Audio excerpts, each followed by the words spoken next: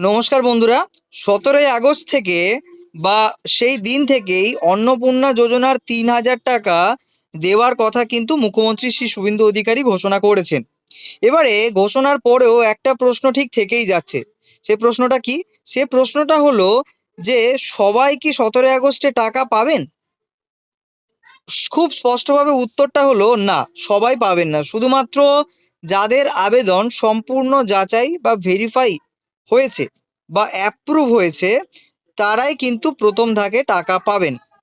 এমনটা মোটেও নয় যে আপনি আবেদন করেছেন, আপনি আগস্ট মাসের 17 তারিখ থেকে বা 17 তারিখে টাকাটা পাচ্ছেন। তো এবারে বিষয়টা হচ্ছে যে কারা পাবেন কারা পাবেন না সবটাই কিন্তু আপনারা জানতে পারবেন আজকের এই ভিডিওর মাধ্যমে। সুতরাং বন্ধুরা, ভিডিওটি একেবারে শেষ পর্যন্ত দেখবেন। আর আমাদের এই চ্যানেলে আপনি যদি নতুন হয়ে থাকেন তাহলে অবশ্যই করে আমাদের চ্যানেলটিকে সাবস্ক্রাইব করে বেল আইকনটা প্রেস করে দেবেন এবং এই ভিডিওটা শেয়ার করে দেবেন যাতে গুরুত্বপূর্ণ খবরটা সবাই জানতে পারে। তো চলুন আমরা শুরু করি।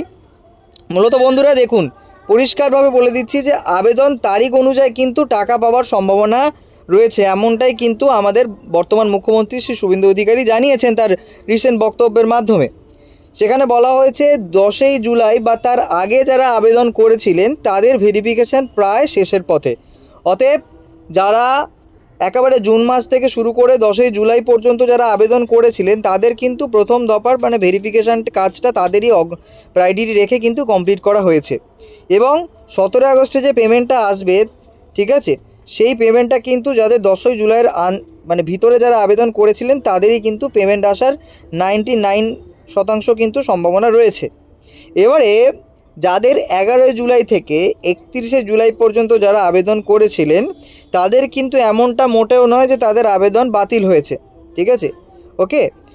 মূলত তাদের এখনও যাচাই কিন্তু চলছে, এখনও বাতিল হয়নি এবং পেমেন্ট না পাওয়ার সম্ভাবনাই কিন্তু তাদের বেশি। কারণ দেখুন, ভেরিফিকেশান একটা খুব লেন্দি প্রসেস হয়ে দাঁড়িয়েছে এই মুহূর্তে দাঁড়িয়ে। সুতরাং তাদের ভেরিফিকেশান কমপ্লিট করতে করতে মূলত সেপ্টেম্বর পর্যন্ত কিন্তু অপেক্ষা করতে হতে পারে। অর্থাৎ ভেরিফিকেশান কমপ্লিট হয়ে টাকা হাতে পেতে কিন্তু একেবারে সেপ্টেম্বর পর্যন্ত কিন্তু অপেক্ষা করতে হতে পারে, ঠিক আছে।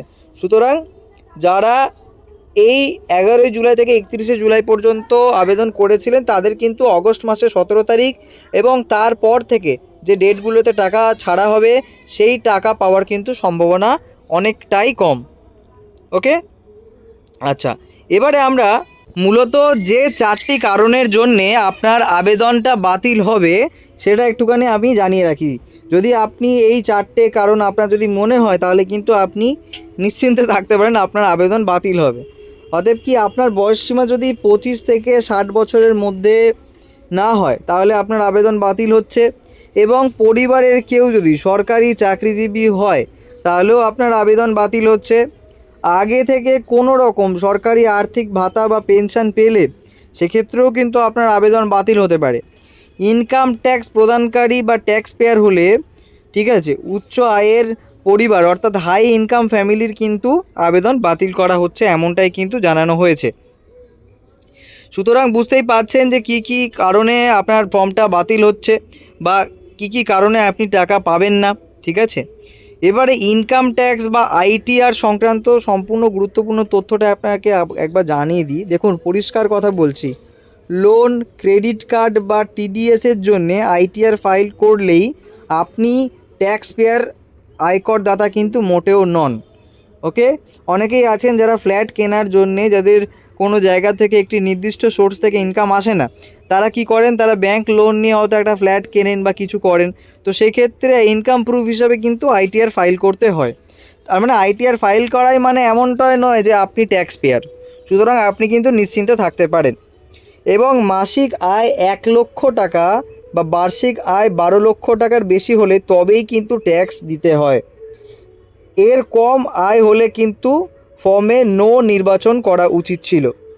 যারা ভুল করে ইয়েস করেছেন তাদের ভেরিফিকেশান চূড়ান্ত সিদ্ধান্তের জন্য অপেক্ষা কিন্তু করতে হবে, ওকে। আশা করি আপনারা বুঝতে পেরেছেন। এবারে প্রশ্ন হলো যে কাদের আবেদন বর্তমানে হোল্ড বা স্থগিত অবস্থায় রাখা হয়েছে। দেখুন, নির্দিষ্ট কিছু স্পেশাল রয়েছে, সেই স্পেশাল সঙ্গে যুক্ত কর্মচারীদের কিন্তু এই মুহূর্তে দাঁড়িয়ে তাদের আবেদন কিন্তু হোল্ড অবস্থায় রাখা হয়েছে। যারা সিভিক ভলেন্টিয়ার রয়েছেন, যারা প্যারা টিচার রয়েছেন, যারা আশা কর্মী রয়েছেন, যারা অঙ্গনারী কর্মী রয়েছেন এবং সহায়িকা পদেও যারা রয়েছেন, তাদের আবেদন কিন্তু এখনও বাতিল হয়নি। তবে বাতিল না হলেও হোল্ডে রাখা হয়েছে। সরকার পরবর্তীতে সিদ্ধান্তের ওপর এদের টাকা নির্ভর করবে, ঠিক আছে? কারণ যেহেতু এরা সরকার স্বীকৃত একটি চাকরি করে, সেক্ষেত্রে ঠিক আছে তাদের পাওয়ার যে সম্ভাবনা সেটা কিন্তু অনেকাংশেই কম, ঠিক আছে?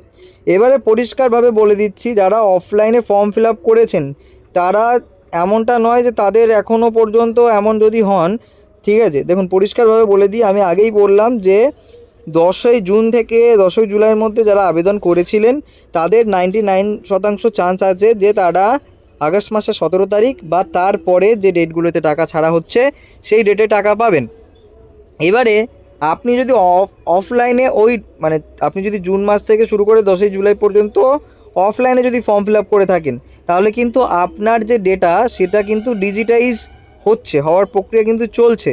সুতরাং আপনার যদি সেই অর্থে ডিজিটাইজ না হয় তাহলেও কিন্তু আপনি টাকাটা পাবেন না, ঠিক আছে? এর জন্যে যারা পঞ্চায়েত বা জনকল্যাণ শিবিরে অফলাইন ফর্ম জমা দিয়েছিলেন কিন্তু সেটা এখনও পোর্টালে ডিজিটাইজ হয়নি, এন্ট্রি না হওয়া পর্যন্ত কিন্তু ভেরিফিকেশানই শুরু হবে না। সুতরাং আপনার ফর্মটা ভেরিফাইড হয়েছে কি না, আপনার ফর্মটা ডিজিটাইজ হয়েছে কি না, সব তথ্য কিন্তু আপনারা জানতে পারবেন, ঠিক আছে, বিডিও অফিস থেকে। হ্যাঁ বন্ধুরা, ঠিকই শুনেছেন, ঠিক আছে, বিডিও অফিসে আপনি চলে গিয়ে কিন্তু এগুলো জানতে পারবেন।